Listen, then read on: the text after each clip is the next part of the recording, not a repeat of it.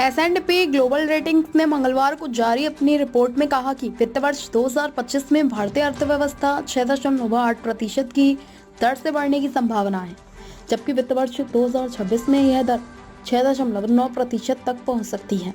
यह सकारात्मक अनुमान शहरी क्षेत्रों में बढ़ते उपभोग, सेवा क्षेत्र की स्थिर और मजबूत वृद्धि और इंफ्रास्ट्रक्चर में बढ़ते सरकारी निवेश को ध्यान में रखते हुए लगाया गया है, जबकि वित्त वर्ष 2026 में यह दर 6.9% तक पहुंच सकती है।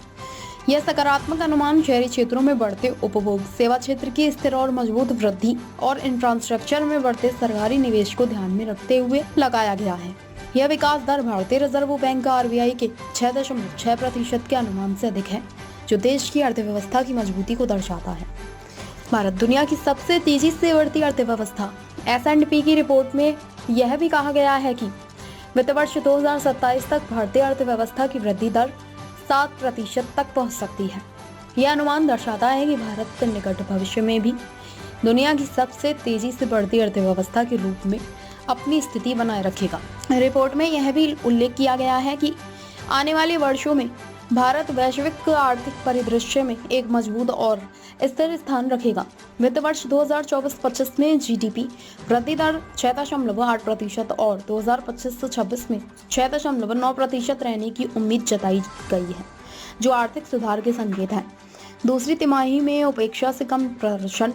हालांकि वित्त वर्ष 2025 की दूसरी तिमाही जून-सितंबर 2024 में GDP वृद्धि दर 5.4% रही, जो पूर्वानुमान से कम थी। यह धीमापन वैश्विक आर्थिक माहौल और कुछ घरेलू चुनौतियों के कारण हो सकता है।